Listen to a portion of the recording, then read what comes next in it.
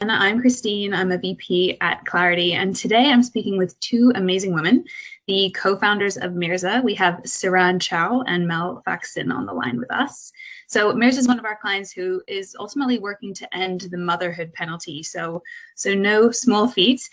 So with that, let's just jump straight into questions. So guys, tell us about Mirza. Why did you create this tool and what is your mission? Well, our mission is to end the motherhood penalty, and really, part of that is this big soapbox moment that it's really a parenthood penalty. So what we do is democratize financial planning for parents the way that it should be done. So instead of doing this kind of trade-off and math that we often do, and we hear these horror stories about of my salary versus the cost of childcare, we're really looking at the long-term financial goals for a family unit and simply helping people make a better informed decision around those long-term financial futures. Right now, it feels like there are no options, and we just want to make sure people have agency and choice. And alongside that, it's a really, really lovely delivery vehicle to help make childcare more affordable for folks through employers. Amazing. Okay, and why does this motherhood penalty exist in the first place?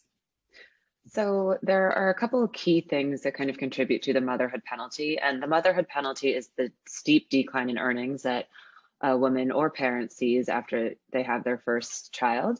One of the key contributors is the fact that we really only talk about maternity leave rather than parental leave. So we keep encouraging usually the birth parent, usually the mom, to stay home from work to raise the family, whereas men are encouraged to continue to be the breadwinners in this nuclear family concept. We also see the cost of childcare being exorbitantly high. So it costs more to put your child in infant care in 33 states than it would be to just pay for university.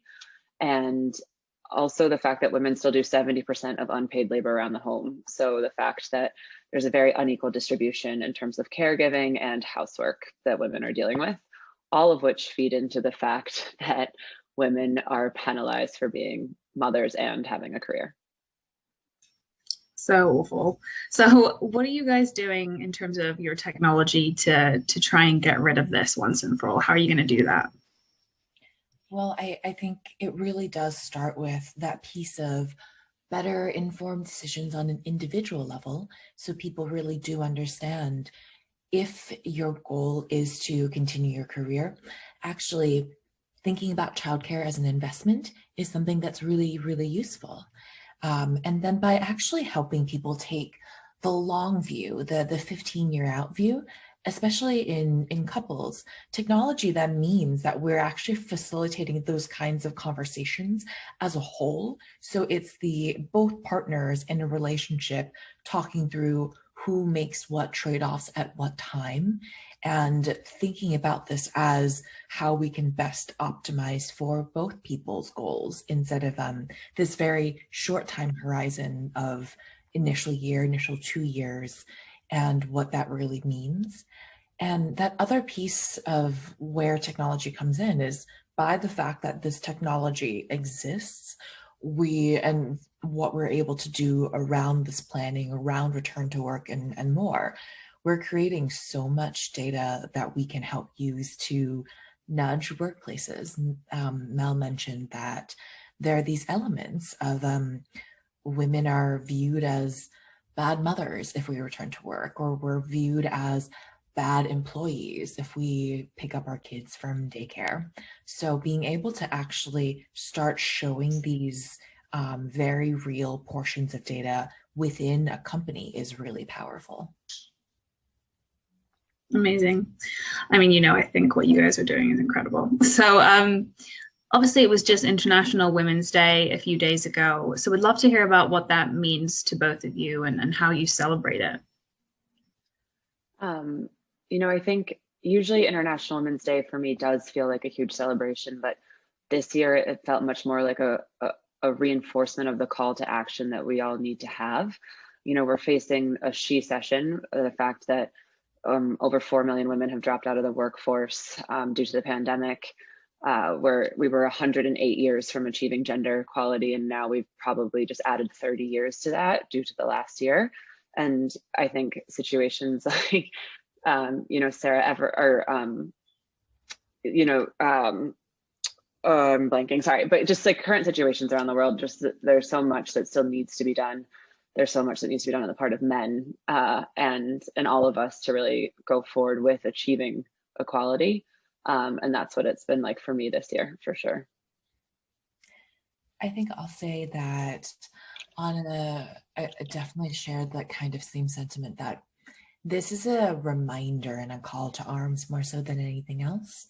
And it's been really nice to see in this week, there's been a lot of bad, but there's also the American Rescue Plan and so much good that's being done by this new administration and by this new Congress to actually put in place some initial structures that support caregivers, and that burden often really means supporting women.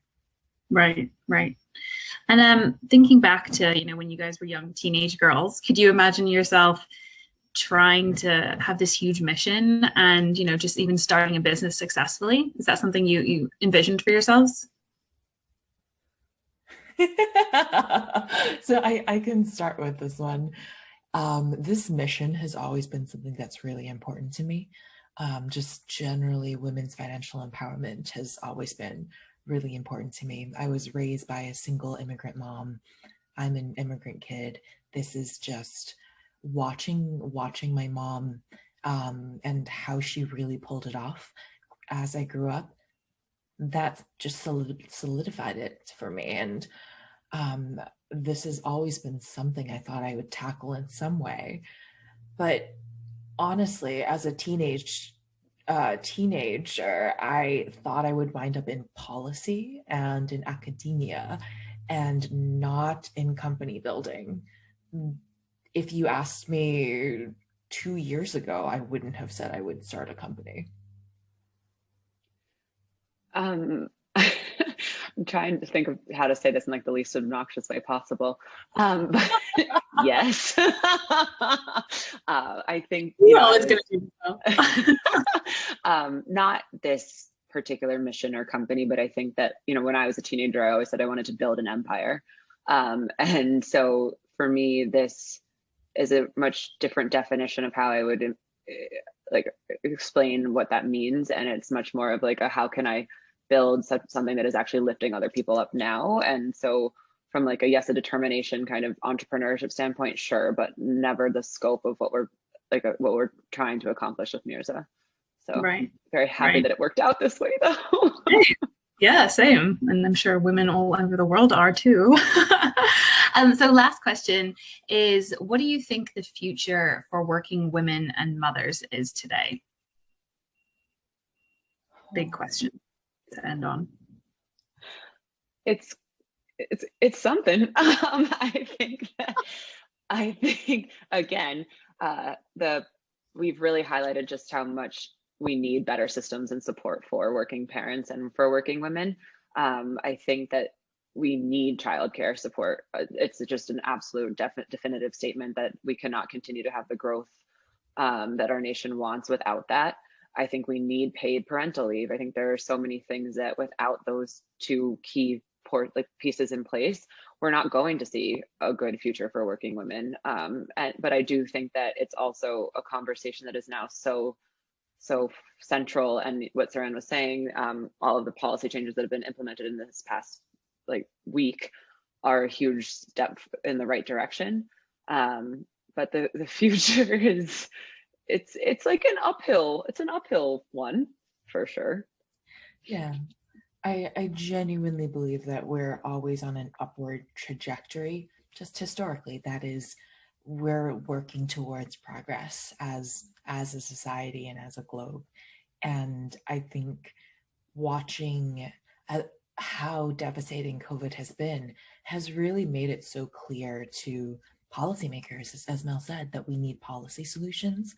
And corporate interests that this is a moment that we can really capitalize and seize on. And I really do think this is a moment that's going to really spark a better future for working mothers, for all women, because this is so top of mind, because so many people have been working on this and are really coalescing around this mission. Amazing. A good note to end on. Well, thank you guys so much for taking the time to speak with us. And, you know, we're obviously going to continue shouting about you guys and telling your amazing story. So thank you so much. Thank you. Thanks. Okay, that's it.